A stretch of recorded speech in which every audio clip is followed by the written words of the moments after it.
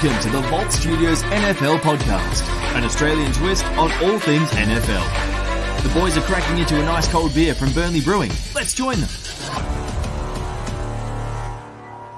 Hello, everybody. Welcome to the show. I'm your host, JA. As always, our new Sunday night live show, and I'm joined by a very, very special guest this week. I promised it during the week. I teased it. I wouldn't give it away. It's Paige from NFL Australia. Does a bit of stuff for Fox Sports. Thanks so much, Paige. It's a pleasure to have you on the show. Hey, mate. How are you? I'm very well, and I think we'll start just by pulling back the curtain a little bit, because obviously whenever I get a new guest on, I want to do a thing. But I think the main thing you're known for at the moment is the new Croydon Rangers women's team's tight end. That's what I'm being told from everyone. Yeah, look, it's my first year playing gridiron this year. I obviously love NFL so much, and I thought, well, I think I've played just about every sport available to women at the moment, and I thought, well, I haven't given gridiron a go, and it's probably about time I do so. And here I am. I'm a Ranger for the new season and score the tight end position, and yeah, thoroughly looking forward to it. That's awesome. Well, I guess before we get into all the previews and a bit of a recap of Thursday night, give us a bit of insight. You obviously run the social media for NFL Australia. How does something like that come about? Because it's something that I think is really cool. It's a job that I'd certainly want. How does that happen? Yeah, look, it's been a bit of a journey. I've been really fortunate throughout my career. I've been in sport pretty much the whole way through, and from horse racing through to AFL to NRL to American sports. You name it, I've probably written about it. So coming up, sort of working with the NFL, it kind of came up about 12 months ago, and the opportunity initially was a bit of a freelance role to look after the social accounts on NFL Australia for a company at the time that was running it, and have now it's been acquired by another company now, and I've sort of stayed in the same role and moved over with them, and now it's been a bit of a journey over the last 12 months, and it's been a really exciting one, and certainly helps. We've got so many amazing Australians in the league at the moment, I'm sure, as everyone knows, and getting paid to watch football, I'm not complaining at all. It's certainly makes Mondays, Tuesdays, and Fridays pretty fun. So, it's a great product. It's an even better sport, and probably, in my opinion, the best sport in the world. Yeah, well, you're not going to get any arguments for that with me. You've certainly passed the test now, so I don't have to kick you off the show. Anyone who says NFL is the best sport in the world, it changes. Like, I remember, before I discovered the NFL, I used to hate Mondays, and it's like during the year when the NFL's on, everyone's like, oh God, Monday morning. Now, people on a Sunday, like, what is wrong with you? You are so excited for Monday. I said, you do not understand how big Mondays are. They are the best day of the week by far. There's no comparison. You're not wrong. It's so funny. I think that, during the off season, you get this big lull, and, Mondays go back to that really boring Monday. And, in season now, we go right through to March now, which is super exciting. And Mondays rock, Tuesdays rock, Fridays rock. You wait a couple of days and there's football on again. It's just, it feels like it's nonstop. And, you've got games beginning at 3 a.m. Australian Eastern Time, going all the way through to pretty much, 1:30, 2 p.m. in the afternoon. And considering being in Melbourne at the moment, we are in a lockdown.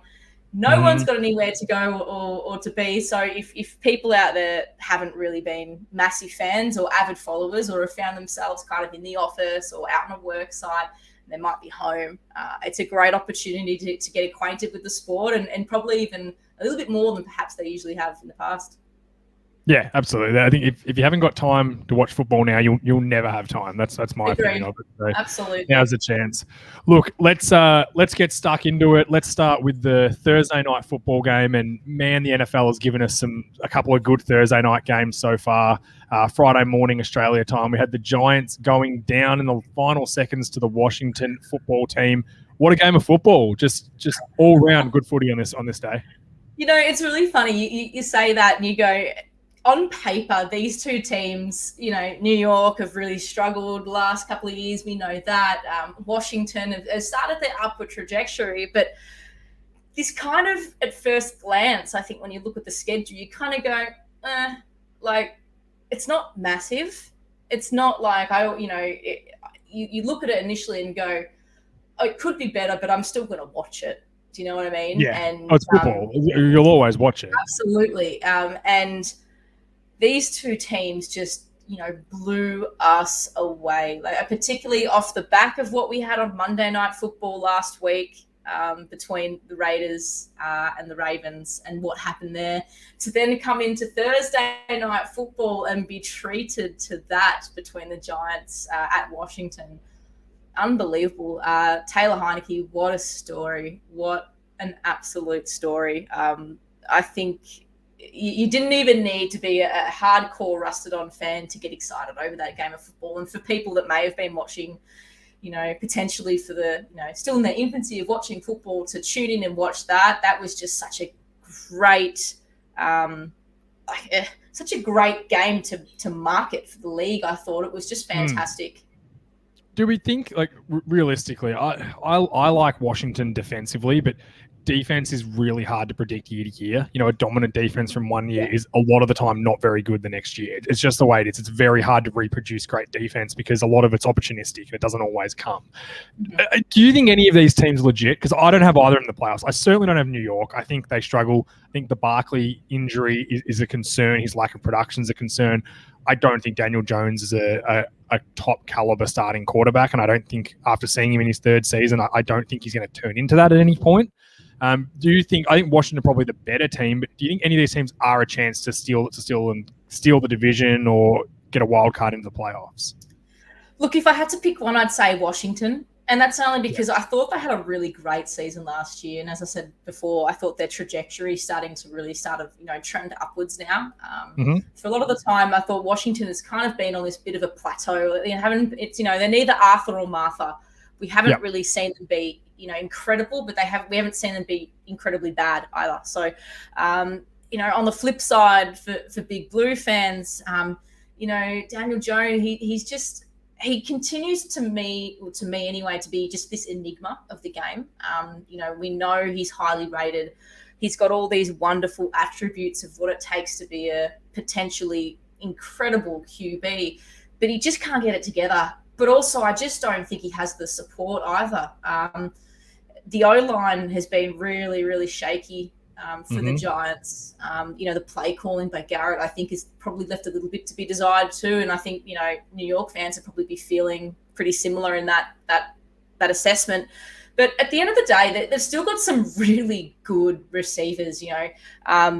Shepard was non-existent, unfortunately, Sterling Shepard in that game. He looked really good the week before. Kenny Galladay's come across. We know he's a weapon. Barkley, he's going to continue to rush for more yards. He's going to get more carries. We're going to see him improve throughout the season. These guys, usually, it does take a little bit for them to come back from an ACL injury, and particularly for the position that he plays. I think Barkley, he is that crafty running back who spots a hole and loves to zigzag through, and that's his craft. That's his bread and butter. And I think for him, he's still trying to learn to trust that. And then you've got Kadarius Toney as well. Now, obviously, that's a whole other issue too. We go pick 20 in the draft, and he just doesn't look like he wants to play for New York. And there seems to be a few issues there in what is happening with him too. But who was it? Nick Gates that got injured. That is just unfortunate as well. Oh yeah, that was a horrid looking injury, and it's where they can't afford to have him either because you're spot on. Their offensive line is bad. Yeah, and I think as well, added to that, but the only sort of silver lining in that injury, and it's going to sound horrible, but it does free up some cap space for them. He signed a massive contract recently. He's on big money. They're going to be able to roll back on that a little bit now in New York and probably, reshuffle and move the magnets around and see what they can do. But I can't see either of these teams being a massive threat getting towards the pointy end of the season, let alone in the postseason. I think Washington potentially. Fitzpatrick obviously going down is a huge blow. Taylor Heineke showed he's more than capable now. He's probably the biggest takeout, in my opinion, of the entire game. So that's a big one. But yeah, look, it was a tremendous game of football, and for a number of different reasons. And maybe it's my AFL background coming into it, but it kind of felt like the whole kick after the siren, and I kind of like seeing a kicker get the kudos at the end. As much as many it's always exciting. It just adds another element to the game, I think, and it was nice. It was almost a fitting finish, and it kind of summarised, unfortunately, or wrapped up probably the issues that New York have had over the last couple of years, and they'll be really ruining that missed opportunity. And now they're 0-2, staring down at 0-3 next week. Yeah, they've got a tough run out of 0-2, but we'll see. It's a long NFL season now, especially with that extra game. So let's move on and we'll start looking at the games. Obviously, we start with the morning games, 3 a.m. If you're nuts like me, you'll be up watching it. I love it. It's the longest day. First few weeks are a bit tough, but it's worth doing it. And the first game tomorrow, we got the Patriots at the Jets. Obviously, McCorkle, just so you're aware, we only call Mac Jones McCorkle here. We believe that he deserves that respect. Yeah, that's the only. Righto. That's what he deserves as a person who is named McCorkle, as one of the only, I think there's only 7 people in the world that have that name. He deserves to be called it in full. So look, McCorkle was okay in his debut. They got done by the Dolphins, which was, it's a bitter pill to swallow, a division rival, but you look at the Jets on the other hand, they didn't really play that well. I think Zach Wilson was good in patches, but the New England Patriots are a different kettle of fish. And correct me if I'm wrong, but I just can't see the Patriots losing this game and going 0-2. I think they're going to go in and take care of the Jets quite comfortably. Yeah, you're not wrong. It's sort of, look, it's perhaps the storyline I'm looking forward to here is the battle of the rookie quarterbacks for me. Zach Wilson and McCorkle, let's address him by his formal name. Yes. I think they both had really encouraging openers, and certainly not probably the best games we've seen them in their college careers. But I think this will be the first game where it's going to be a really long rivalry between the pair. I think these two teams had major matchups for many, many, many years, particularly back in the Brady era. And, the Jets have cycled through so many rookies over the period of time. But, I think it's probably – I think I was reading this week, it's the first time in 62 years of this rivalry that there's going to be 2 rookie QBs taking center stage for both franchises. That's true, which is amazing when you think of it, that it's never lined up like that, They play twice a year. Yeah, and in saying that, I mean, you could probably say that, so much of that can potentially be, especially, I think, one thing I'll say, and I love my college football, but they build QBs differently these days. And a lot of the time, I think previously that we've seen quarterbacks come in, they're projects, and they're projects only, and they don't see snaps early, and they're not going to see snaps early. Traditionally, that's just the way it went. But now we see guys that are prepared, readied, so that when they're drafted, they are ready to play snaps straight away. Those 2 guys, I think, are going to be, pretty interesting. But look, there's no other way to say it, but this should be a whitewash. Yeah, this really I agree. should be pretty straightforward. This should be that the Patriots taking care of business, getting the job done, and coming away with the points. It's there's really no other way to put it. And breaking down the analysis just doesn't feel right on this one. Obviously, we know the Jets have got so much work to do. They are still rebuilding massively out of there. And the Patriots, well, they've done a lot of, Bill Belichick went shopping, didn't he, in the free agency, in the trade period, and has basically put together a team that is going to get better as the year unfolds, and they're still gelling together. But certainly I don't think this one's going to trouble too many people, and it shouldn't trouble Pats fans in the slightest. No, it is a division game. We all know division games can sometimes surprise you, but I don't think coming off a division loss in week 1, Bill's going to let it happen. So let's get on to the Broncos at the Jaguars, and we thought we thought that Lawrence would get a nice, easy game for his first one against the Texans. Didn't turn out that way, and now he gets the Broncos defense, who I think are going to be, when it's all said and done, one of the best defenses in the NFL. Certainly a top 10. They're most likely going to get Bradley Chubb back. Their edge rusher goes opposite Von Miller. Von Miller was back last week, had the 2 sacks. This defense is dominant. The Jaguars' offensive line is pretty bad. And I kind of feel a little bit sorry for Lawrence in this situation, because he has got a pack of wolves coming to get him, and I think he's in real trouble. I think the Broncos really going to do some damage this week. Look, there was an interesting stat that came out last week, and that is that Trevor Lawrence has never lost a high school game and a college game. This was his first loss. His first loss came in the NFL, and that is extraordinary. But for Jacksonville, like I mentioned about the Jets earlier, this is a team that have really, really, really struggled of late. And, they're on the verge now of losing 17 straight games, and that'd be the 4th longest losing history since their merger, since I think when they merged in, I think it was 1970, 71. When they're on the skids like this, they concede at least 20 points per game. And this is a team that is struggling defensively. It's struggling even more so offensively. Urban Meyer has come into a baptism of fire in week 1, and it does not get any easier against the Broncos. But you mentioned Von Miller before, and I just love Von Miller. I just love him. I mean, he's one of the most lovable and likable dudes in the NFL. And the thing is, as well, I don't think they'll even load up on the blitz this week. They don't need to.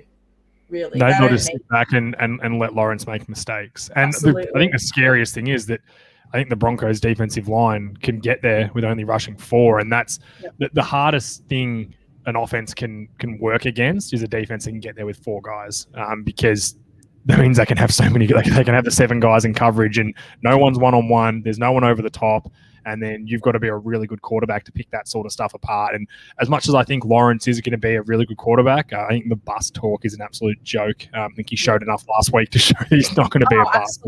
No, he's not going to be at all. I think, there's got to be, and one thing I want to say and point out as well is that Urban Meyer has given Trevor Lawrence a license to go and be creative. I mean, you are not going to be a great footballer if you just play safe football, right? Yeah. If you're going to be a QB, you're a number 1 QB, and everything about your draft stats and notes and this once-in-a-generational type of QB, he's going to learn from his mistakes. And the quickest way you learn is from your mistakes anyway. So go out, go and attempt plays, see if they come off. Some will, most of them won't, but this is still very much a development year for him. It's a development year for the Jags. And look, it's probably going to be pretty messy. And again, the Broncos here should take care of business pretty easily. But I don't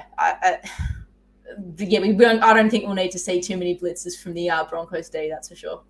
No, I tend to agree. Let's get to another battle of the AFC East. This one is the Bills. They are traveling to the Dolphins. Dolphins had a good win week 1 over the Patriots, and the Bills had, a terrible loss to the Pittsburgh Steelers. I think most people had that penciled in as a win. The Bills are the darling of the AFC this season, and I think they took a bit of a hit last week. Just interestingly enough, have you seen the story with Will Fuller that he doesn't want to play for personal matters now? So this is a guy who's been injured most of his career. He was good last year, then found out that he was juicing and got suspended. Great move by him because he ended up getting a huge contract because of it. And now doesn't want to play for personal reasons. It's just really bizarre situation when one of the guys you're relying on, you can't get on the field for no injuries. And I don't know. Do you find that a bit bizarre? It is. There's definitely, I think, where there's smoke, there's fire, isn't there? And I think traditionally we've seen over the years that whenever a story like this comes out in sport, media definitely has a way of sniffing it out, and it will eventually come out. But I think there's more to that than what is being led on at this stage, and perhaps what we're being allowed to see from behind, closed doors. But yeah, it's an interesting one. But the Bills, I mean, he touched on it before. It was just disappointing.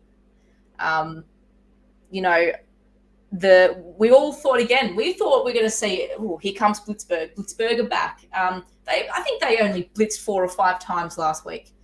Their man you coverage don't have to was when you've got TJ Watt running around. Their man coverage was so good. You know, the pass rushes were fantastic. You know, one thing I just want to point out though is that what infuriated me, like I really liked the Bills coming into this season, and I thought they were a really good thing to make the Super Bowl this year. And we haven't seen this much hype around the Bills in probably 30 years when they were challenging they won their Super Bowl rather. But I'm just dumbfounded that Josh Allen continued to throw the ball. I'm telling you right now, if the Bills want to be a genuine Super Bowl contender, they got to figure out a run game, right? Yeah. They got to play some deep ball football. The fact that there was none, there was no attempt. He got suffocated, Josh Allen. He was pushed around too easily. The receivers were squeezed out. Everyone was getting pushed up upon. If you watch, you know, for anyone that loves to go back and watch tape, if you just go and have a look and see the way in which Mike Tomlin was calling his defense around and the way the defense was coming up to the line of scrimmage. You got guys that are down, ready to rush, but then you got guys would actually drop back into spots to actually, you know, take that intercept or force the turnover. It was absolutely incredible. It was genius to watch. And the people that wrote off the Steelers would be, you know, probably. I was one of them. And you know what? It's fair. It's absolutely fair. They went 10-0 last year and capitulated in the posts, didn't they? So they went 10-0 against garbage football teams. That's the argument. Look, we've got some Steelers talk coming up, and I'm just a bit of a spoiler alert coming up. I'm not backing off the Steelers. I don't think they're good. I think again, like the Dolphins had a good win last week, division game. I cannot see the Bills. I cannot see the Bills coming in and losing a game. I think they're going to – that was kind of the kick up the arse they needed last week with the Steelers. I think they've kind of gone, okay, yeah, we are good, but this is the NFL and everyone's really good and everyone knows how to win. Josh Allen, you hit the nail on the head. They need to find some sort of running game because he was a guy who tried to do everything last week. And no quarterback can survive. You look at guys like Patrick Mahomes, Aaron Rodgers, Tom Brady is the prime example. They don't put it all on themselves and do it. They run the offense the way it's meant to be run and they take what they're given by a defense. And that's what successful quarterbacks do. Josh Allen last week said, I'm the best player here. I'm just going to force it. I'm going to beat you because I'm better than you. And as I said before, this is the NFL. That just does not work in the NFL. And I think he learned that the hard way. In saying that, I thought the Dolphins had a good win. I thought Tua was much better than I thought he was going to be. But I just think the storyline coming in here is the Bills, and they're going to come in. And I think it'll be a closer game than people expect, but I think the Bills will get the win on the road, which would be a huge win for them week 2. He's 5-1 against the Dolphins. I think he'll be 6-1 after tomorrow. Yeah, I mean, I think he's had 17 touchdowns and only like 4 interceptions or something silly in that time as well. So back that to be 6-1 tomorrow for sure. I think so. Now let's get to your 49ers. They are traveling to the Eagles. The Eagles who surprised everyone against a garbage Atlanta team last week. I'm just going to go on a limb and say, Eagles fans, I'm not surprised that Jalen Hurts was able to run around that Atlanta Falcons defense. That is one of the worst defenses, not only in the league, but probably when it's all said and done this year, one in the history of the league. They are dreadful. They've got no pass rushers and no one who can cover, which is a real good recipe for being a crap defense. But they had a good win. Hurts was really good. He played really well. Then on the flip side, the 49ers had the Lions, who are hot garbage in my opinion. I don't think they're going to do anything this season. Yet they kind of let them back in. They slowed down and showed some weaknesses. All that being said, for me, I think the 49ers I have them winning the NFC West this year. I think they're a really well set up team. Jimmy G was great last week. He did almost everything you could possibly do well. He had a bad fumble at the start of the game, and then from then he was pretty much perfect. I think the Eagles have got a different kettle of fish this week, and I think Nick Bosa and this 49ers defense is looking forward to getting stuck into this Eagles offense. What's your thoughts on them? Yeah, look, it's going to be I think this matchup's all going to be about explosive plays, in my opinion. The Philly defense. You know, they didn't actually allow for a single pass play of 20 or more yards last week, which was, you know, pretty impressive. But again, we're talking about the Falcons. You know, they've got Nick Bosa and co to deal with this week. So the Niners offense, well, look, they were probably third in explosive players against the Lions, who themselves had 5. So I think, you know, when you got someone like Deebo Samuel on the offense, I think that's going to create a lot of headaches for this Philly side. A lot. You know, I think that this is such a dynamic offense. I'm keeping my reporter hat on and taking my 49ers one off. But there's a lot to like about the 49ers offense. I think they're very robust and dynamic, and they've got lots of options as well. And we saw Kyle Shanahan last week. You know, he was streaming QBs. He had obviously Jimmy G starting, and you know, he held his own and did really well. And so you bloody well should, when you've got a gun QB rookie just waiting in the wings to take your spot. That really does give you the kick up the arse. You know, when Trey Lance came in, you know, for his minutes, he was really good too. He's still quite green, I think. And although we saw a lot of him, you know, he loves to use his legs and rush anyway. And he did so, but I think we're still going to see a bit more of the O-line kind of allowing for that. But look, it's I think Elijah Mitchell's he's going to dine out on this Philadelphia team. I think he's been playing running back, and he just looks like a solid citizen. And the 49ers have shown that they're going to play their running game. They're going to really embrace it. And Shanahan, he loves a running play. But you know, as you said, the Eagles were really impressive last week. They were. They played well. They had some good moments. Hurts impressed me. He had some good plays. Hurts, I think the jury was a little bit out on last year. I know he came in late, you know, when the Carson Wentz thing obviously wasn't working out, so he started to see some game time.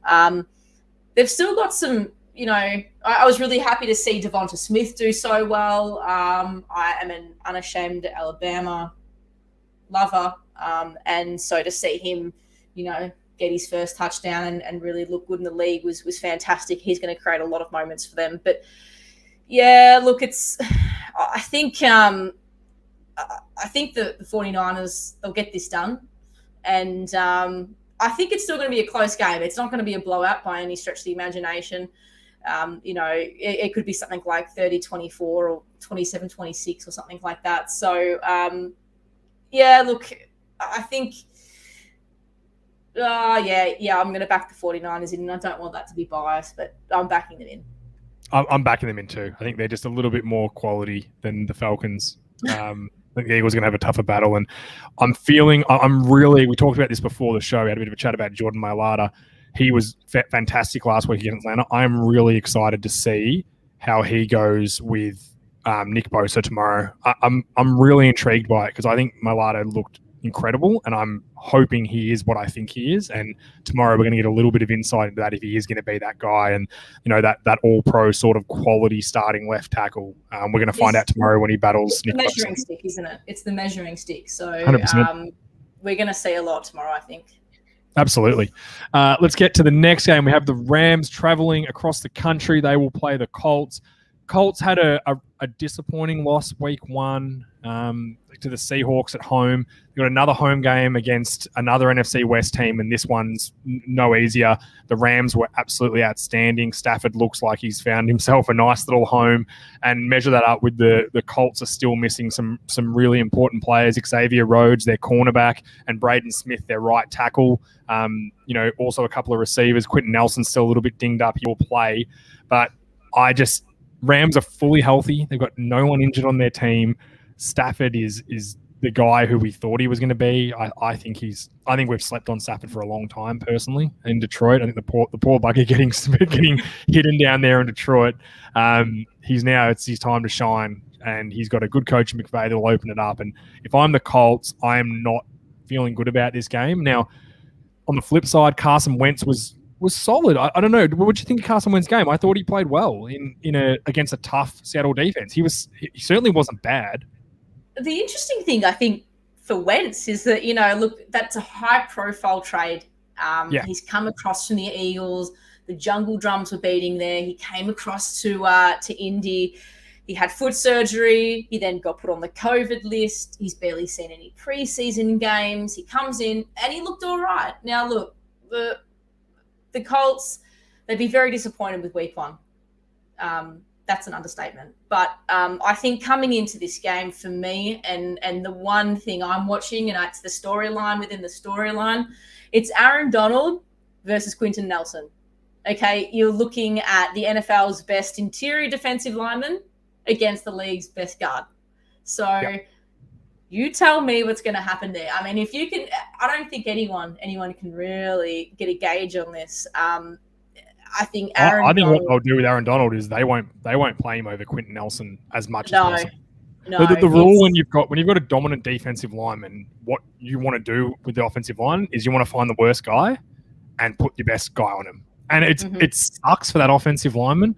As an offensive lineman, I've been on that before. I actually had the pleasure of playing against Adam Gotsis once when he was a teenager, and they put him on me, and I thought, when he was at Monash. Yeah, my life's going to end. I'm going to get killed by a 17-year-old kid. Now, it turns out if he'd killed me and then gone to the NFL, I would have been the best story ever. But he was incredible. So that's what teams are going to do. They're going to take Aaron Donald. They're going to find their weak spot, and they're going to go, have a nice day, Aaron, because that's how you win those battles. Now, they'll still have their matchups. The Colts will do everything possible to make sure Quentin Nelson is blocking him as much as possible.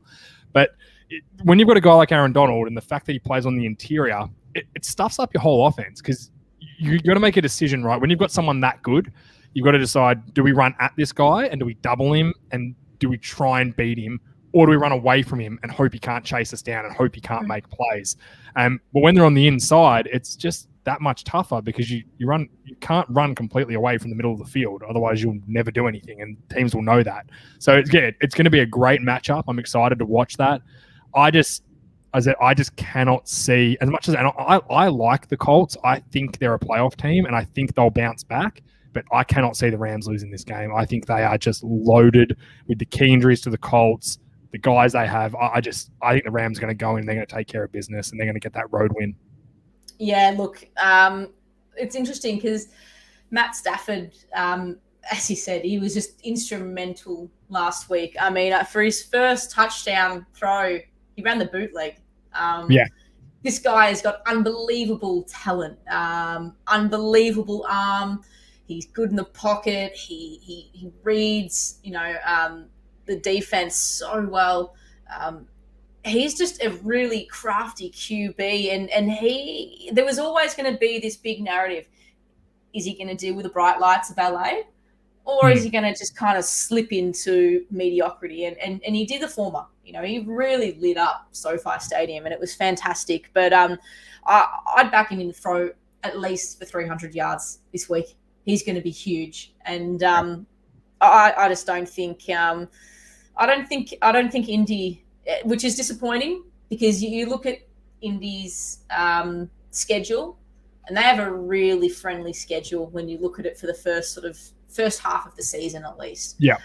So to be staring down the barrel at 0-2 would not be what they were perhaps thinking at the Colts. But this should be a Rams win, and I think it's going to be a really good one. Yeah, me too. Let's get to the Raiders, who played in one of the best games of the week last week on Monday Night Football, and the Steelers, who, Paige, so basically last week, me and my co-host Richie from the podcast, we may have gone after the Steelers a little bit. We don't think they're very good. They're very old, and there was a few. We also, I tend to think Tomlin's a bit of a cheerleader as a coach, but he gets success. That's the bottom line. He wins a lot, which is, if you're measuring a coach, it's a pretty good way to measure yourself. But they had a great win over the Bills. The Raiders had a great win over the Ravens. And although I'm not in love with the Steelers, I still think they have some real fundamental flaws. I don't think the Raiders are going to be able to challenge those flaws this week. I think the Raiders don't have a great offensive line. You've still got Richie Incognito out, who you could argue is their best offensive lineman still, even at age 36, whatever he is. Their defensive line it's okay. Yannick Ngakoue got hurt. He hurt his hamstring. He's questionable. Don't know if he's going to play. So the Steelers' weakness is their offensive line, and I don't think the Raiders really have the pieces to challenge that very well. So I think the Raiders, I think it's going to be high scoring. I think, but on the flip side, you've got TJ Watt, who is going to come after the Raiders. And he, after not training, getting his big contract 2 days before the season starts, rolling in, starting, and dominating that game the way he did. Also, Melvin Ingram on the other side, who they picked up from the Chargers, who looked fantastic. I think if I'm the Raiders, I'm a little bit worried, and I think the Steelers are going to get a win here at home. Yeah, look, Raiders coming off the short week as well, so the Steelers really have them on the back foot already just coming into this match. So I think the Raiders traditionally have been a team where you can do whatever the hell you like to the Raiders, and they're going to let you do it.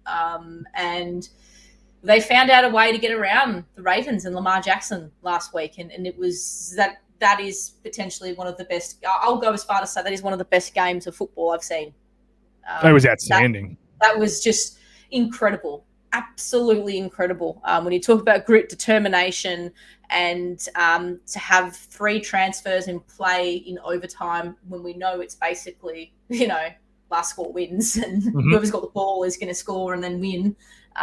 It is a bit discriminative like that, isn't it, in overtime? But when you look at the Steelers, there's so much that I like about this team. And what I probably liked, just based off last week, the way they were able to confuse Josh Allen.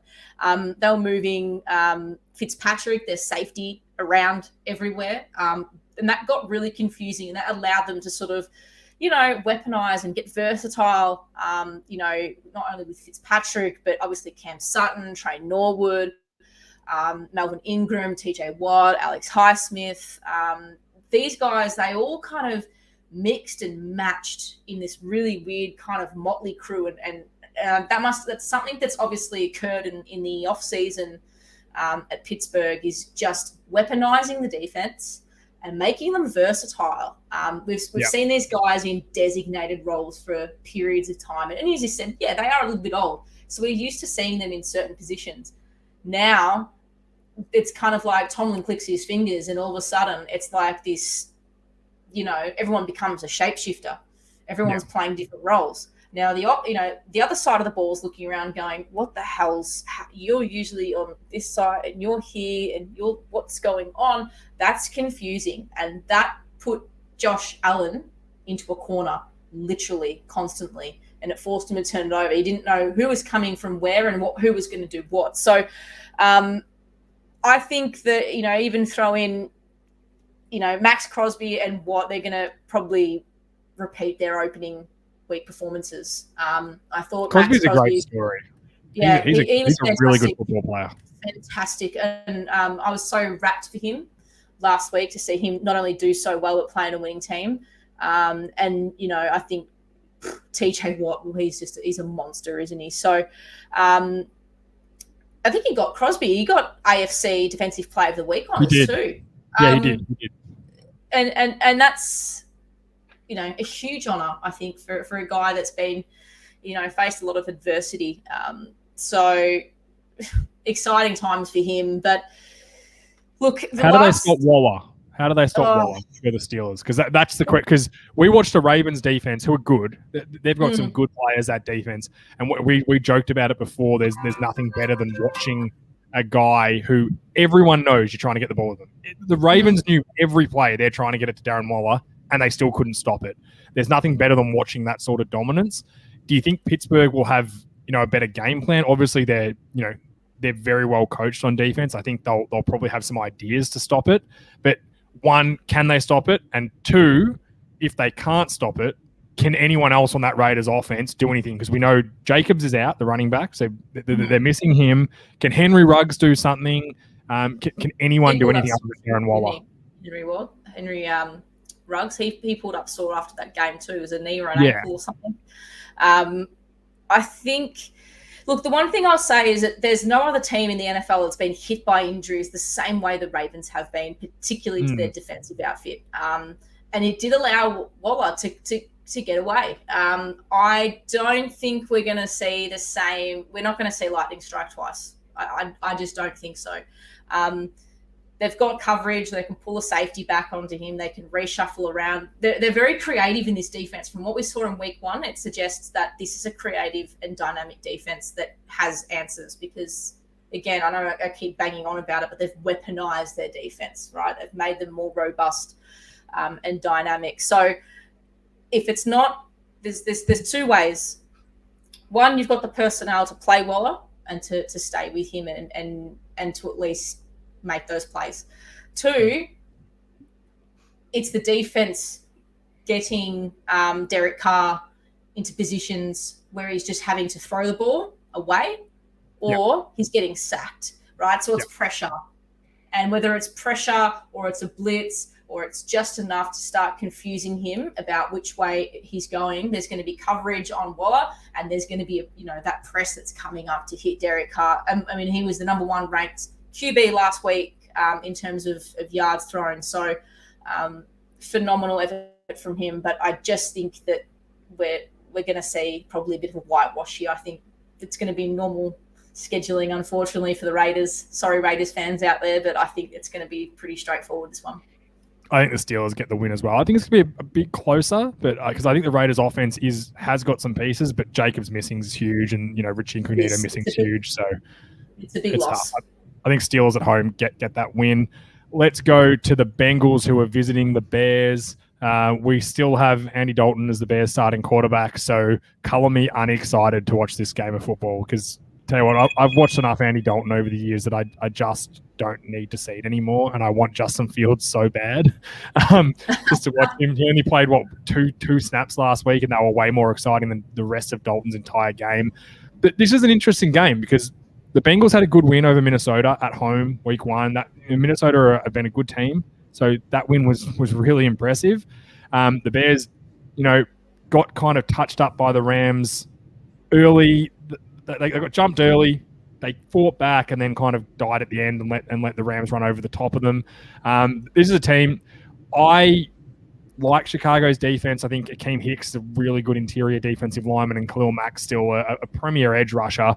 And I think that's going to really challenge Cincinnati Bengals, which is what the Vikings didn't have last week. They don't have those sorts of guys on defense. I think the Bears do. I think traveling to Chicago's a bit tougher for Cincinnati, playing in Soldier Field. I think if this game goes poorly, I'm kind of hoping the Bears lose, because if they lose, I think we see Justin Fields. That's my goal for the Bears this season, to see him play. It's so interesting, isn't it? Like, obviously, Andy Dalton is QB1 right now. The problem with Andy Dalton is that he doesn't play bad enough to bench, but he doesn't play good enough that you just want to keep him on all the time either. Right? He's a Dalton scale. That's what we call it. It's from a podcast called Around the NFL. In the NFL, they call it the Dalton scale. He is the medium for the league. He is the middle of the pack. If you're above him, you're good. If you're below him, you're bad. He is that middle line, and he's very. He's the measuring stick, isn't he? 100% he is. But it's at some point, and I've discussed this many times. Matt Nagy's job's on the line here. Like, he is going to get fired. Ryan Pace is going to get fired if they don't have success this year. Their saving grace could be that Justin Fields dominates. Maybe they don't win as many games. Maybe they lose a few still. Maybe they're not a playoff team. But he's really good. And then Matt Nagy as the offensive coach and the head coach sells that, hey, Ryan Pace go, I bought this guy in, so he's my draft pick. Nagy can coach him. We've clearly seen. Give us another year to get this right, and they have a chance. All I tell you is, with Dalton, it's not going to happen. You're going to lose as many games, and it's not going to be exciting. He's not winning his Super Bowls, Dalton, at all. Justin Fields, the jungle drums are beating for him already. Obviously, it was super exciting last week. We saw him. I think he played 5 snaps off the top of my head. He got that really nice rushing TD that we know that we saw a lot of in college, and that would give, Bears fans plenty to be excited about in terms of what the future looks like. But I think the funny thing in this as well is that the Bengals have one of the worst road records in the NFL. Like, really, they really do. And Joe Burrow, he hasn't even won on the road yet. He's still looking for his first win on the road. It's an incredible stat. So, look, I think the Bengals probably just get this done, in my opinion. They've got a great offense. I think they just managed to hold off the Bears, and and there's just nothing but a gut feel going on that. And I think the offense helps it marginally. Dalton's not going to trouble you. But yeah, look, I think it's going to be really tight. It's very, very line ball, this one, but I'll take the Bengals just. I'm the same. It'll be the same as last week for me. With the Vikings, they'll be close and they'll steal it. They went to overtime last week and they won that at home. But I said the Bengals, their receiving group's really good. Higgins, Boyd, and Chase, who they drafted, who had a great first week. I don't think he'll have that success every week, but they'll try to. And I think people are sleeping on Joe Mixon, who's a really good running back who had his best game for last season. He was dreadful. He got hurt. He didn't play well. The offensive line was bad. They're a little bit better. They've got Jonah Williams back at left tackle who performed well. He was certainly better than what they had last year, coming off a couple of years of injuries. So I think they've got some pieces on that line. They're a bit better, and I think they'll win a close one against Chicago. But as I said, this is a line ball. This could go anyway. Anyway. Yeah. Flip a coin. Let's get to one that I don't think is a coin flip, and one that I don't know if we need to spend a lot of time on the Texans. I think the Texans were blessed last week with their first game being against Lawrence and a first-time NFL head coach. Tyrod Taylor was solid as a rock, but they are going up against a different beast this week who will be pissed off they lost to the Chiefs. That they would have felt like they should have won that game. Baker's going to be furious about that play at the end. We all know he was trying to throw it away and he just got his legs taken from him and he threw a bad interception. The Browns are going to be hot. Clowney and Garrett looked like a great duo. Clowney looked slim and strong. He looked like he was ready to go. I think the Browns win this game at home, and I think they win this by a country mile. I think the Texans are gone by quarter time, to be honest. This is how bad this is going to be. Yeah, look, I'm not really enthused by this at all. This will be it's almost one of those games where there's really no point kind of trying to dissect it too much. The Browns' heartbreaking loss last week, they're going to get up, and they're going to get up pretty simply here. I back them in easily, comfortably. This could be like I think they're going to max out at 30 plus points here. I think the Browns are going to Baker Mayfield's going to have a real big day out, and I think that's sometimes you've got to call it as it is, and it's going to be a murder. I think so. Yeah, the Texans are not a talented team, and they were lucky they had the Jaguars, who were just as untalented as them last week. Absolutely. And the biggest difference last week was that Tyrod Taylor didn't make mistakes against. There were two bad teams. Tyrod Taylor didn't make mistakes. He's a veteran quarterback, and he did a very good job. And Lawrence did. That was the difference in that game. The only difference in that game. They were both terrible. And this week, the Browns said, I think Tyrod will be laying in bed right now, probably waking up thinking, this is going to be a really tough day for me. I just want to get through today and move on to week 3. Yeah, particularly against the guy who took his job at Cleveland too. So. Yeah, it's not a nice. I got nothing but time for Tyrod. I think he's etched out a really good career, and he's been incredibly unlucky. In particular, people don't remember he was a Pro Bowl quarterback at Buffalo, and then got hurt, and then the Browns got hurt, and then Baker comes in, then the Chargers, someone punches his lung, and then the generational talent of Justin Herbert comes rolling in the door just as he gets his lung punctured, and it's like, well, I'm not getting this job back. It's a bit of an Alex Smith storyline, isn't it? Yeah. I just said, there's no sign of Deshaun Watson coming back to football. No. I don't think he plays this year. I'd be shocked if he plays I don't think he plays ever again, to be honest. But I think he's in. I think the fact of how quiet. I think people are thinking the fact that it's quiet is taking it as a good sign. I think it's a terrible sign. I think there is a war chest of stuff coming for him, and he knows it too. I agree. I think he's in big trouble. Let's get to what I didn't think would be a good game, but we've got the Panthers and the Saints. Panthers at home. Saints had a great win week 1 against a very poor Green Bay Packers. And when I say very poor, they were dreadful. One of the worst games I've seen Aaron Rodgers play. He looked uninterested. We'll get to the Packers later and how they respond. But I'm not sold on Jameis Winston. I know he threw 5 touchdowns. Everyone keeps telling me he threw 5 touchdowns. He had 150 yards. He also had one of those touchdowns shouldn't have ever happened because the play before he threw an interception in the red zone because he got pressured. And this is the biggest story of last week for me, is that Jameis Winston got 0 pressure on him, which is a great move by the Saints. They protect him. They ran the ball well and protected him. The Panthers have a really, really good pass rush. Brian Burns, if you guys aren't watching him, he is one of the best edge rushers in the NFL, and he's almost unnoticed right now. He's outstanding. He's going to be coming after Jameis Winston. They're not going to be able to run the ball as easily on these guys. And this is going to be an absolute game. I think I'm excited to watch this game of football, which I can tell you for a long time I haven't been excited to watch the Panthers, but I am tomorrow. It's so interesting. I mean, it's great to see Christian McCaffrey back too. He adds so much to that Panthers offense. But yeah, I think it's interesting because, I mean, Sam Darnold, won the Sam Darnold Super Bowl last week, didn't he? So he was only sacked once, I think. But I mean, the Saints defense, they've really got to Aaron Rodgers last week and forced a lot of interceptions as well. And it's almost one of those games you try and dissect it and you go, will this happen? Will this not happen? Jameis Winston had probably the most ideal start that anyone could have ever dreamed of. He's not going to produce that every week. So I think there's probably people out there that need to potentially temper their expectations on Winston every week. And I wouldn't be surprised in the slightest to see him and Hill kind of interchange a little bit in that role. Obviously, he's a gadget man himself. But, yeah, I mean, Alvin Kamara remains the big difference in this game for me. We know how explosive he is and what he's capable of doing. And I think the Saints as well, they've got a couple of who's on the I can't remember who his name is now. It's escaped me. Has gone onto the COVID list, which is a massive blow. We have I can't his name. It's not in the injury report. Completely escaped me, but it's kind of, again, it's another line ball game. I think the Saints, for me, have just got too many weapons. I think that they've got a few things they can pull the trigger on.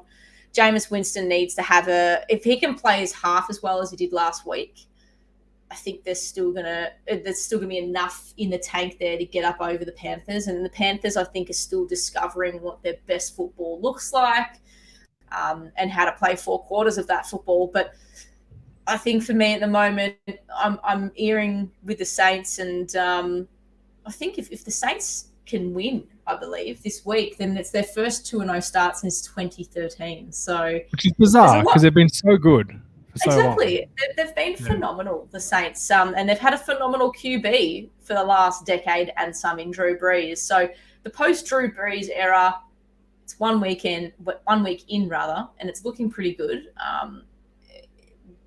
We'll see a lot more what will happen this week, but I think the Saints, for me, just. I can't tell you how high I am on the Panthers. I don't know what it is. I'm caught up in this Darnold romance. I've loved Darnold since he got drafted. I thought he'd be the guy at the Jets. I think Adam Gase ruined that. I blame Adam Gase, and I take it quite personally. I don't even know why. I can't stand Adam Gase, and I think he's turning it around. And I think the Panthers' defense is better than what people think. And I think the Saints. I don't think they're going to win by a lot, but I think the Panthers at home, division rival. I think this is the Panthers' chance. I think they start the season 2-0. And I'm very excited to watch that game. There's good games early in the season. They're all just so fun. Yeah. Let's get to Vikings at Cardinals. Paige, the Cardinals were our upset of the week last week. Everyone on our podcast had them losing to the Titans in Tennessee. Not only did they beat the Titans, but they kicked the crap out of the Titans. It was an outstanding win. Kyler Murray, I actually was listening to your Twitter show with Corey McKernan last week, and he said that if anyone's the MVP right now, it's Kyler Murray, and I 100% agree with you. If we took the MVP off week 1, it's Kyler Murray. He was dynamic on the ground, threw the ball well. He was unpressurable, but they could not generate pressure on him because of his athleticism. And if that's a sign of things to come, I would be very scared playing the Arizona Cardinals. And I don't want to be the Minnesota Vikings, who are coming off a terrible loss. In their mind, losing to the Bengals week 1 is a terrible loss. And then going to the Cardinals, who are running hot, I think they've got a very tough day ahead of them. It's interesting, isn't it? I think Kyler Murray, he showed so much last year why he was going to be such an explosive QB. And he's not your, dare I say, sort of typical QB mold, is he? He almost looks like he could be a receiver. Well, he's short, and no one likes. I remember the days where no one wanted Drew Brees because he was short. Kyler Murray makes Drew Brees look like a giant. Yep, absolutely. And he was huge.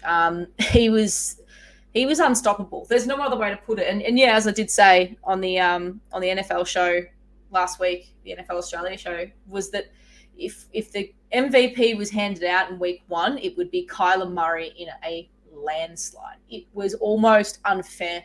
It was like, the Simpsons gif that stop it, he's already dead. Like it almost just felt unfair. The other thing, then, the offense was phenomenal. Like, obviously, D-Hop is just a ridiculous talent, incredible talent. But second round pick they got him for. Let that sink in. And the Texans traded him for a second round pick. Unbelievable value there. But the biggest thing for me too was, Chandler Jones. He had 5 sacks. He's on track for an 85 sack season if he keeps that up. 85, okay? Which would break the NFL. The NFL team record for sacks is 75. So he'd blow it out the doors by 10. He's incredible. He's going to get to Kirk Cousins this week. Let me tell you. All right? Let me tell you. I'm locking Chandler Jones in for at least 3 sacks this week. J.A. All right? You've heard it here. That's a big call. The Vikings offensive line is really bad. I'm writing this down. I honestly think Chandler Jones is going in for at least 3 sacks this week.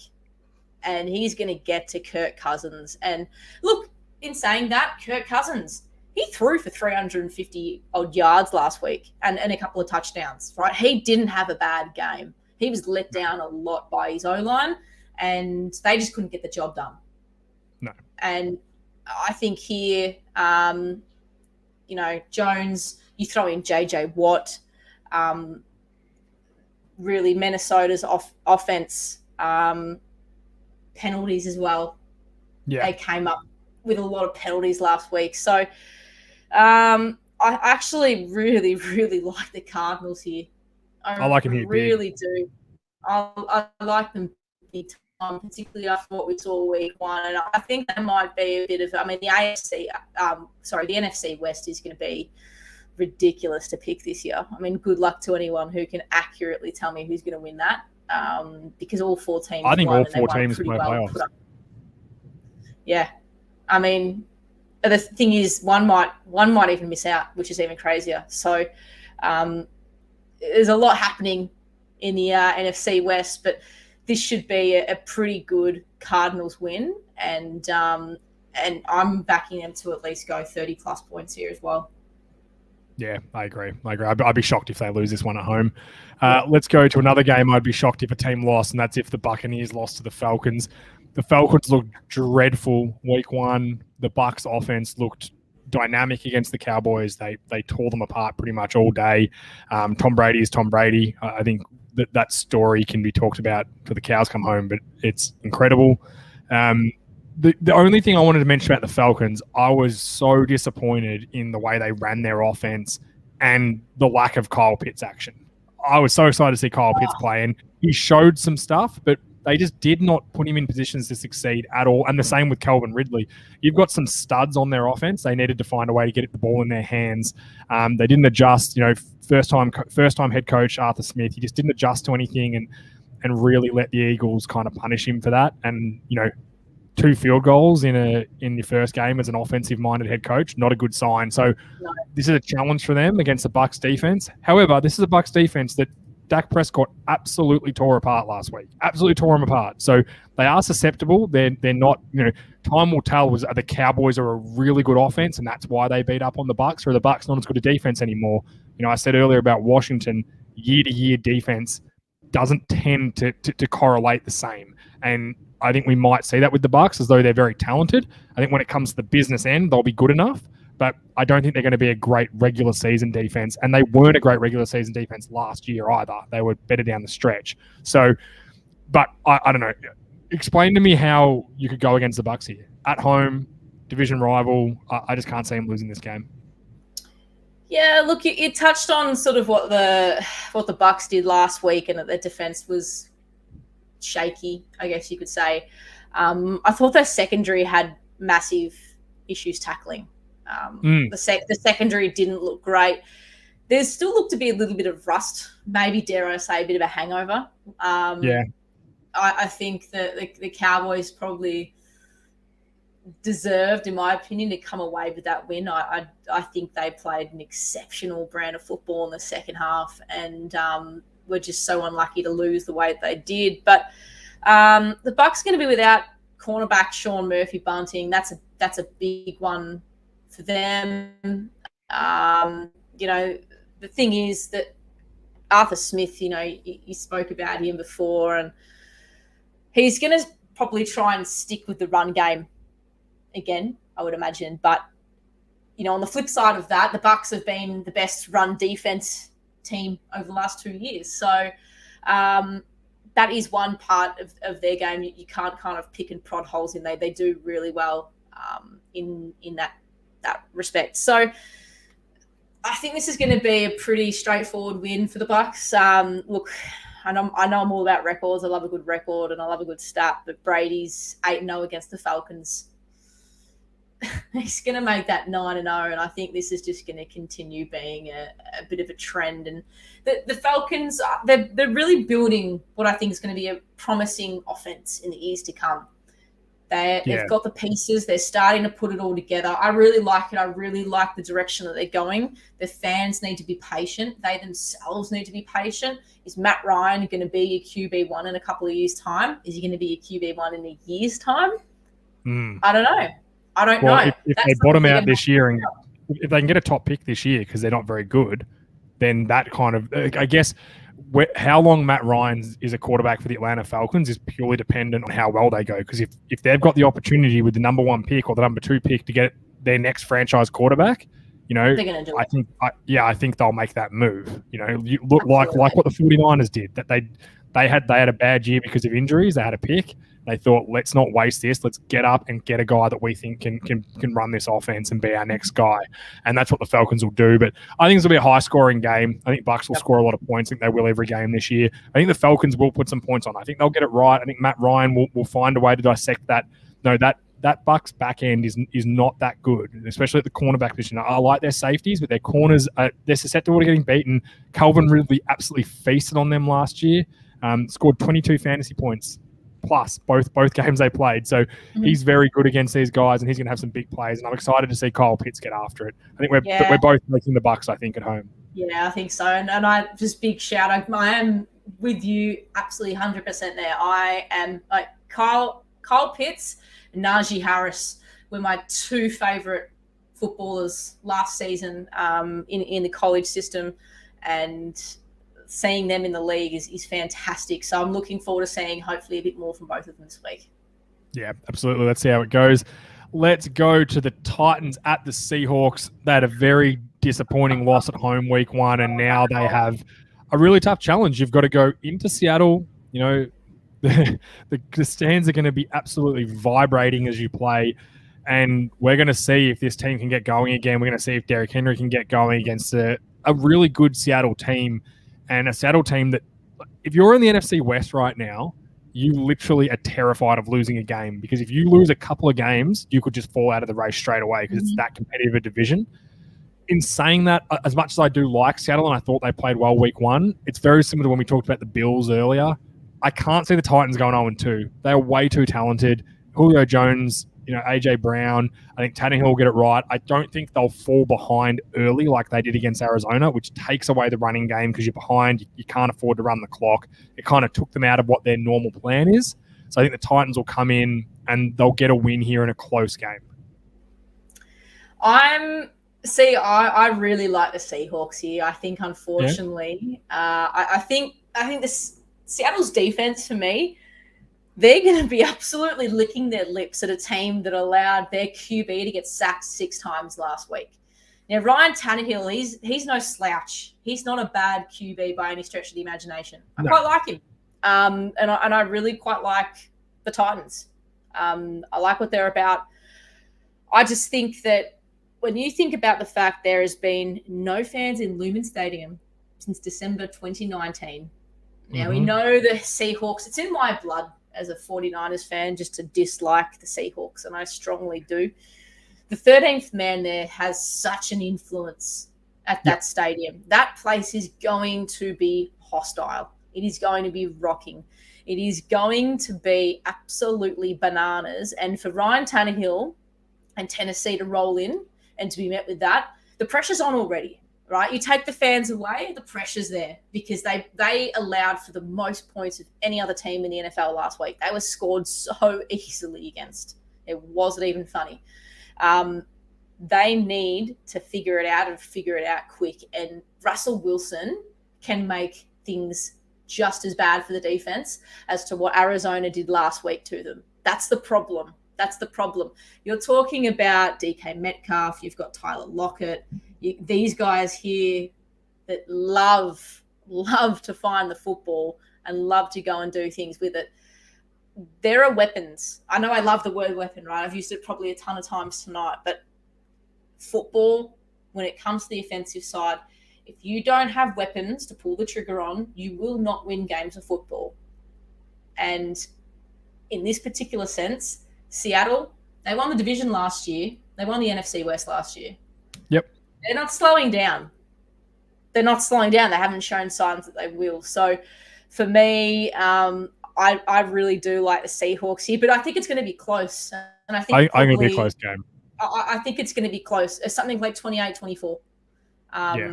To me, I think for me, the Titans, there's just a lot of pressure now. That week 1 performance, I don't know, were they drinking their own bathwater coming into that game thinking they were rolling into play the Cardinals and it was just going to be a regulation I think so. win? I think so for sure. 100%. Everyone thought they were. There was just arrogance last week, I thought. There was just this vibe, and I don't know, it's an intangible thing in football. But, in saying that, wouldn't be surprised in the slightest if the Titans scored on the first drive. No, I think the Titans come out fast in this game. I think they might make a statement early, but I don't think it's something they can sustain, particularly in front of that crowd. It's going to be bonkers. Yeah, it'll be a good game, this one. I'm really looking forward to this one, as am I. The next game where you've got the Cowboys traveling to the Chargers. Chargers had a good win week 1. It wasn't an unbelievable win, but it was a good win. The Cowboys had a really tough loss. They've been waiting a while because they played the Thursday night game, so I imagine they're chomping at the bit, but you got to look at some key injuries. DeMarcus Lawrence, who is their best defensive player, he's broken his foot. He's going to be out for a few weeks. Gallup, their second-string wide receiver, who he's hurt his ankle. Lyle Collins, their right tackle, is out suspended, so Terrence Steele will have to play. He did not play that well last year. We'll have to see how that goes. They do get Zach Martin back at right guard, which is huge. But this is a game, I said, I'm penciling this down. This is going to be 40-35, and I don't know. I said, I'm not sure if you know, Paige, I'm a Cowboys fan. I hope it's the Cowboys way, but this could go either way. I think both these teams are absolutely loaded on offense, and they're going to get after it this week and score a lot of points. I loved the Cowboys last week. I thought, I said earlier that I thought they were deserving of the win, and I definitely won't shy away from backing that in again. But I think probably a lot of people wrote them off last week, and Zach Martin has such a crucial role to play in that side for the Cowboys, and him coming back in is going to be great. Yes, obviously the losses of Lawrence and Gallup are huge, particularly. DeMarcus Lawrence too. I thought he was really instrumental last week. He made some key plays in really clutch moments. Particularly, I think it was that one that it was the fumble snap that he was able to sort of get a hold of and punched cover the ball for. There's stuff like that you just can't teach, guys. You either understand football to that nth degree or you don't. It's just something that you have, you can't be taught. And for him to be able to get that, and then obviously for Dak to get on the scramble and to find the option deep in the end zone was just one of the most incredible plays of last week. But, for me, the Chargers, they're kind of neither here nor there for me. Justin Herbert, he's probably going to come up with a regulation 300 yards again this week. He's so effortless, isn't he? He's just so effortless to watch. Yeah, he moves brilliantly. I think Eckler, I mean, again, he's the passing game there is going to be huge for them.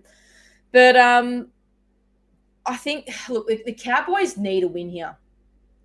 There's a lot of, and you know yourself in football that when you are so unfortunate to come away with a week 1 win and lose in the way that you do, and then you front up the following week, put in a better effort, and maybe come away with a loss, it hits you like you've won 2 or 3, 4 types of losses on the trot. Yeah. I really think the Cowboys need to win, and I think obviously the key there is going to be Dak Prescott. Phenomenal season back. I mean, for a guy he was better than Brady last week. He played better than Tom Brady. I mean, he just didn't get the ball last. That was the problem. Yeah, he just needed to get the ball last. They needed to get a first down on that drive and drain the clock because you can't give Tom Brady a chance. You just can't. It's just what he does. But in saying that, they had to kick a field goal because you need to take the lead. But Brady was always going to win that game after they kicked the field goal. But I was really worried about Prescott. I'm a huge fan of Prescott. I'm not one of those Cowboys fans that hates him, and I don't understand Cowboys fans that do. I love him. I think he's fantastic. It blows my mind every time I see it when people are like, "Oh no, he sucks." I'm like, what are you watching? What game are you watching that what are you watching that I'm not here? And it's incredible that he fronts it up, didn't he? Like the way that he had that, obviously that broken ankle in week 5, was it last year? Well, I think Returns, 5.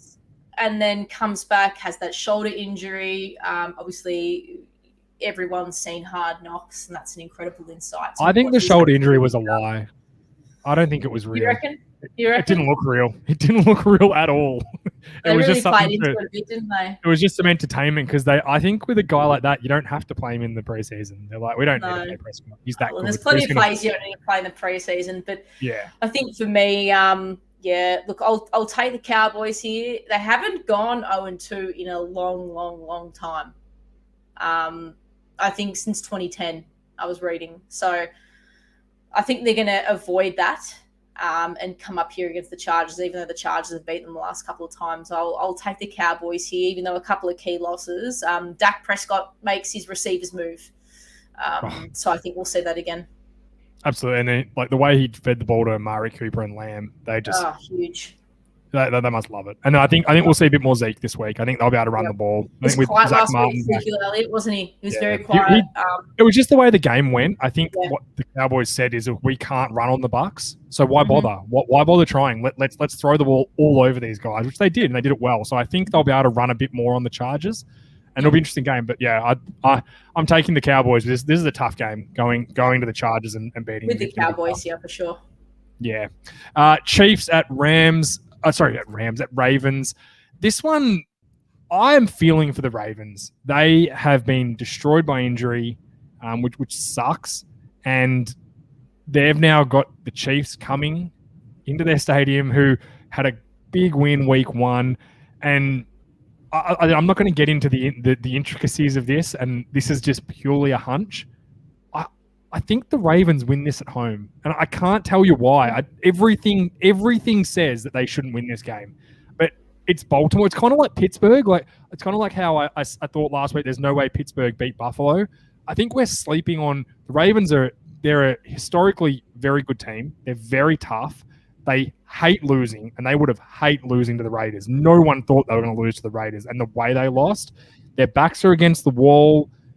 Although the Chiefs are outstanding, they're not going to go 17-0. They're going to lose a game sooner or later. Why not against a Ravens team who, have like Lamar Jackson can go off against this defense, and I think he does tomorrow. I feel there's something telling me, and I could be well off, but I feel like the Ravens get a big win at home. See, I think tonight, tomorrow night, whatever time difference it is at the moment, right? I think Lamar Jackson is going to wake up having sweats, knowing he's going to play Mahomes and go the toe to Chiefs. toe with Patrick Mahomes. He cannot figure out a way to beat the Chiefs. He does not like playing the Chiefs because he can't figure them out. Neither can the Ravens. And look, I know the Chiefs roll in to Baltimore and they've got the home field, but again, I think I said earlier, there's no team that has been battered with injuries the same way that the Ravens have. And that was the difference for them last week. A fully fit Ravens side beats the Raiders in week 1. But I think, Mahomes is just going to have a feast, I think. Again, I know what you mean. Like, a lot of the time, when backs against the wall and teams are written off, it's when they come out and they play their best football. And we almost see this out-of-body experience kind of thing from these footballers in terms of, they give more than we ever thought they had possible. But the Chiefs I think they averaged 30 points against Baltimore of late. And I just don't see that trend changing. Baltimore's defense, they were so vulnerable. I mean, we spoke about it before. They still allowed 33 points against. That's still a lot of points to give up. And we're talking about a Chiefs offense that is much deeper, much wider, and much more dynamic than a Raiders one. And I don't think the Raiders will trouble many teams this year. I think they came away with, the equivalent of I guess, we talk in AFL about being an 8-point game. The game's worth double points. That game was worth 2 wins for them this week. So, I think Mahomes is going to go off. I think Tyreek Hill is going to go bonkers. I think Travis Kelce is just going to absolutely ruin someone's day. We saw what Darren Waller did to the Baltimore Ravens last week, and now they have possibly I think there's only 2 tight ends in the NFL better than Darren Waller, and that's Kelce and Kittle. And unfortunately, they've got Kelce again, who's coming off a huge game. I don't know why. I said I can't explain it. I just feel the Ravens at home. I just, cornered rat game, call it. I just think they're gonna chew their way through them. I can't explain why. If this game ends up being 37-10, I'll call you, right? The Chiefs way. Yeah. Yeah. That's fair. That's what I said. I cannot. I can't even. The only way I can see it happening is if Lamar Jackson goes off, runs all over them, and just Mahomes can't get on the field enough to score. Because that's what's going to happen. And then maybe they get a couple of turnovers, maybe a blocked punt, something like that goes their way. And I said, the Ravens have done it before. I think people are sleeping on them. I think that they're dinged up. But I said, as you said before, you kind of see a team's true character when their backs are against the wall. And I think we're going to see it this week in the Ravens. I said, it's a tough task, though. Like, Mahomes is just incredible, and that offense is incredible. So we'll see. We'll see this one tomorrow. You can send me a message when they're up 45-0 at 3/4 time. I'll be hiding in my closet. So you still with the scoreline or what? No, I'll just delete this part. I know we're live, so I can't. Let's go to I think this is going to be one of the worst Monday Night Football games of the year. The Lions at the Packers. Packers coming on. If they come out and Aaron Rodgers is the same way this week against the Lions, division rival who aren't very good, if they don't pull the Lions' pants down, then there's something wrong with the Packers. They need to win this game, win it big. Rodgers needs to absolutely dominate and kind of just shut up everyone. When a couple of years ago when they were losing and they went out that big win, he just in the press conference is like, I told you to relax. Like, I don't know why you're all against. He needs to have that game. That I'm back. Don't worry. I do give a shit. I'm not just kind of I want to win, and I think it's going to be hard to pick against them. I think the Packers are just going to just destroy the Lions. It's disappointing. This is a Monday Night Football game. I don't know how they made this a Monday night. I guess they have to give the Lions one somewhere, and they're like, well, let's give them an early one against the Packers because it's a division rival. Like maybe, I don't know. It's a bad Monday Night Football game. It is going to be. It's not going to be nice. It's not going to be nice at all. I guess you'd say colloquially, bring the loo, wouldn't you? It's going to be bad, this one. Aaron Rodgers last week, I think everything that has happened and occurred since that final game of last season and everything we've read in the press and the fighting with the front office and rocking up on Jeopardy and all the bullshit that basically, for lack of a better word, happened with Rodgers and the Packers. All of that came home to roost in week 1.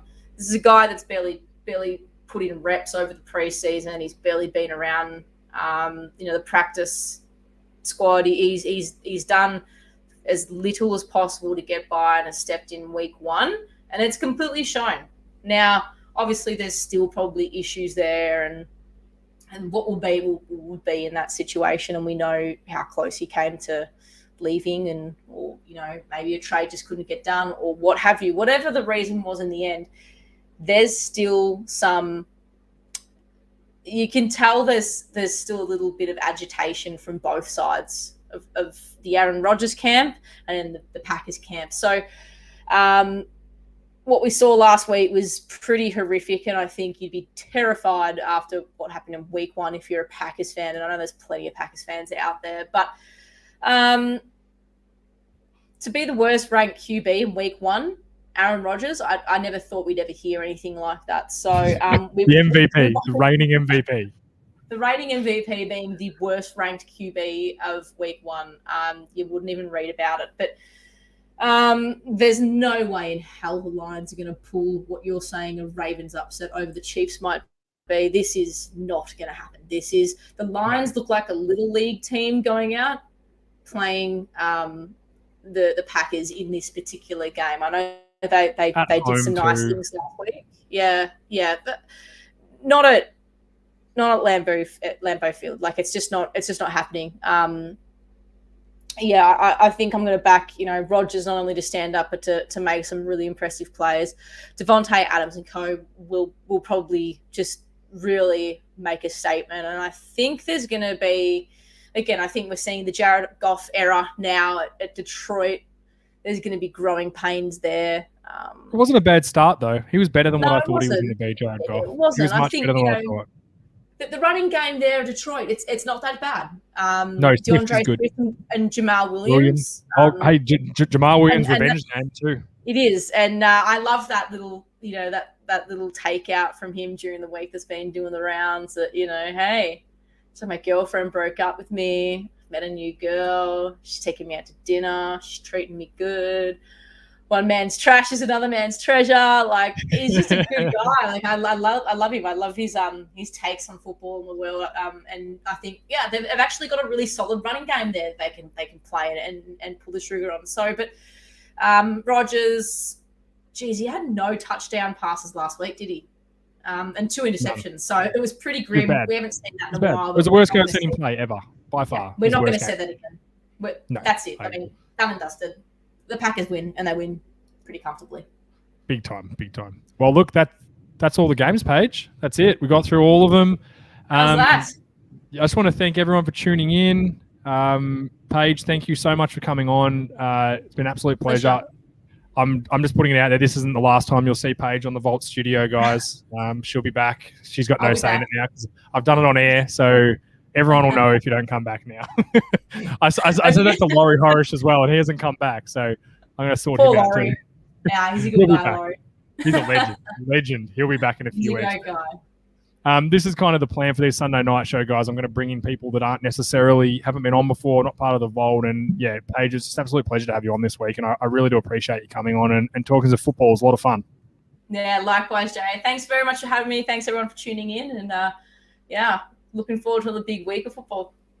Thanks a lot, guys. See you all next week.